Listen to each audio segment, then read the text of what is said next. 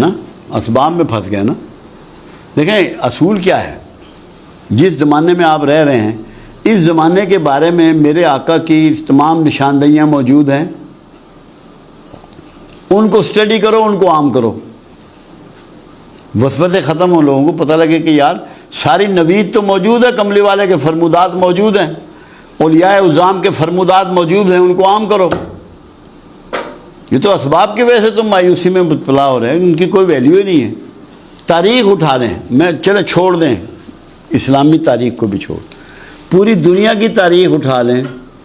جتنی جنگیں دنیا میں ہوئی ہیں کیا کثرت اسباب سے جیتی گئی ہیں یا ان کے عوامل کچھ اور ہوئے ہیں؟ اب بھی وہی ہونا ہے جو پہلے ہوا ہے. کثرت اسباب کوئی چیز نہیں ہے. اب ایک کلیے کی بات سامنے آتی ہے کہ جتنے لوگ گن فائر کرتے ہیں بندوق سے, جس ملک کے بھی رہنے والے ہیں, تقریباً 100 میں سے 90 آدمی کی آنکھ اس وقت بند ہوتی ہے جب وہ فائر کرتا ہے. آنکھ بند ہو جاتی ہے. صرف پاکستانی فوجی ایسے ہیں جن کی 90% کی آنکھ کھلی رہتی ہے, 10% کی بند ہوتی ہے. اس لیے ایکوریٹ نشانہ لگتا ہے, ورنہ باقیوں کا ایکوریسی نہیں ہے کیونکہ آنکھ بند ہو جاتی ہے جھٹکے سے. اسی سے اسباب دیکھ لیں سارے. بم تو لدے ہوتے ہیں جہاز پہ جب آتا ہے, مگر کلیجہ بھی تو چاہیے نا. وہ کلیجہ کہاں سے آئے گا؟ وہ کلیجہ مومن کو عطا ہوتا ہے.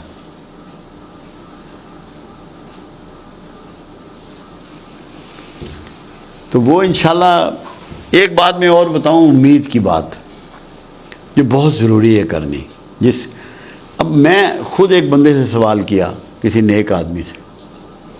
میں نے کہا یار ہم اخلاقی طور پہ, ڈسپلن کے طور پہ, دین کے طور پر بہت برے حالات میں ہیں, پیچھے چلے گئے ہیں, تو غزوہ ہند ہم کیسے لڑیں گے؟ نجس لوگ تو نہیں لڑ سکتے. اس نے 2 باتیں ایسی کی کہ مجھے اس نے ہلا دیا. اس نے کہا جی آپ, میرا یقین تو پہلے ہی ہے کہ یہ جو پاکستانی قوم ہے امہ میں خاص طور پہ, اس میں ایک ایپٹیچیوڈ ہے, اور وہ ایپٹیچیوڈ یہ ہے کہ 1 منٹ کے 1000ویں حصے میں 90 ڈگری پھر جاتی ہے. 90 ڈگری گھوم جاتی ہے, اس کا سب کچھ بدل جاتا ہے. 2 مواقع اس نے ذکر کیے. 65 کی جنگ, کوئی کیسز نہیں ریکارڈ ہوئے, جرائم نہیں ہوئے ان دنوں میں, اور 2005 کا زلزلہ. لیکن 90 ڈگری قوم بدل گئی. تو ایسے لمحے آنے والے ہیں کہ 90 ڈگری قوم بدلے گی اور تبدیلی آ جائے گی. کوئی لمبی تبدیلی شروع سے نہیں آئے گی کہ ہم سارے سیدھے ہو جائیں, مگر ان دنوں میں سب پاک ہو جائیں گے اور پاک لوگ ہی غزوہ ہند لڑیں گے اور جیتیں گے. جی میری بات آپ سمجھے؟ کیا حسین بات بندے نے کی ہے. میرا اس نے کلیجہ اتنا بڑا کر دیا. کیوں زبر صاحب جی, بات سمجھ میں آئی نا؟ اللہ پہ ہے نا, بندے پہ نہیں ہے. میں بندوں پہ ہوپ کو گناہ سمجھتا ہوں. مخلوق سے توقع رکھنا, مخلوق سے مدد مانگنا اللہ کو سخت غیرت دلاتا ہے. آپ اللہ سے اکیلے میں شکوے کریں, اللہ سے باتیں کریں, اللہ کے آگے روئیں. جب اس کی مخلوق کے آگے روتے ہیں نا تو اللہ کو غیرت آتی ہے, وہ اللہ برداشت نہیں کرتا. مخلوق کے آگے آپ نے نہیں رونا, آپ نے خالق سے بات کرنی ہے. یہ ابھی آپ نے فرمایا اللہ سے شکوے کرو, اس کی بھی ذرا حدود بتا دیجئے کہ تجاوز کا. وہ اس کی تجاوز جو ہے نا وہ شکوہ اور جواب شکوہ ہے. سب کچھ ہے اس میں, کھول دیا ہے. علامہ اللہ اس کے درجے بلند فرمائے, میں بخشش کی بات تو نہیں کہتا, درجوں کی بات کرتا ہوں علامہ کی. اس نے اس بات کو کھول دیا ہے. کیوں؟ ایک بات اللہ کے حبیب سکھا رہے ہیں کہ جو نیکی تو نے کی ہے, جو اچھائی تو نے کی ہے, تو اللہ کو اس کا واسطہ دے سکتا ہے. بنو اسرائیل کے زمانے کا جو 3 جوانوں کا قصہ آپ نے بیان فرمایا. تو جب تو اپنے کیے کا کچھ ذکر مالک سے کرتا ہے نا, یہی شکوہ ہے. کہ میں تو تیرے واسطے یہ کیتا ہے, میں تیرے واسطے یہ کیتا ہے, میں تیرے واسطے یہ کیتا ہے, ہن تو بھی مہربانی کر. بھئی اتنا ہی شکوہ ہے, اتنی. یہ بھی تنہائی کی اجازت ہے, مجمع میں نہیں.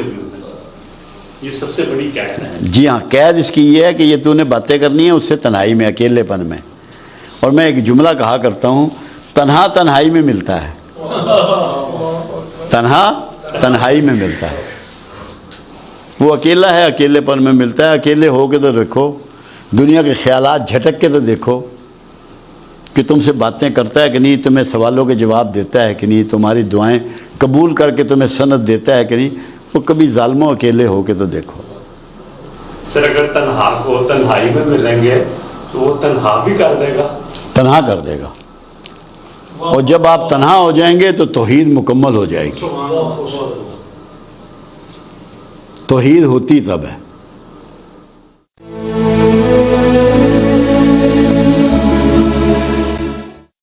ایک بات میں اور بتاؤں, امید کی بات جو بہت ضروری ہے کرنی. اب میں خود ایک بندے سے سوال کیا, کسی نیک آدمی سے. میں نے کہا یار ہم اخلاقی طور پہ, ڈسپلن کے طور پہ, دین کے طور پر بہت برے حالات میں ہیں, پیچھے چلے گئے ہیں, تو غزوہ ہند ہم کیسے لڑیں گے؟ نجس لوگ تو نہیں لڑ سکتے. اس نے دو باتیں ایسی کی کہ مجھے اس نے ہلا دیا. اس نے کہا جی آپ, میرا یقین تو پہلے ہی ہے کہ یہ جو پاکستانی قوم ہے امہ میں خاص طور پہ, اس میں ایک ایپٹیچیوڈ ہے, اور وہ ایپٹیچیوڈ یہ ہے کہ 1 منٹ کے 1000ویں حصے میں 90 ڈگری پھر جاتی ہے, 90 ڈگری گھوم جاتی ہے, اس کا سب کچھ بدل جاتا ہے. 2 مواقع اس نے ذکر کیے. 65 کی جنگ, کوئی کیسز نہیں ریکارڈ ہوئے, جرائم نہیں ہوئے ان دنوں میں, اور 2005 کا زلزلہ. لیکن 90 ڈگری قوم بدل گئی. تو ایسے لمحے آنے والے ہیں کہ 90 ڈگری قوم بدلے گی اور تبدیلی آ جائے گی. کوئی لمبی تبدیلی شروع سے نہیں آئے گی کہ ہم سارے سیدھے ہو جائیں, مگر ان دنوں میں سب پاک ہو جائیں گے, اور پاک لوگ ہی غزوہ ہند لڑیں گے اور جیتیں گے. جی میری بات آپ سمجھے؟ کیا حسین بات بندے نے کی ہے. میرا اس نے کلیجہ اتنا بڑا کر دیا.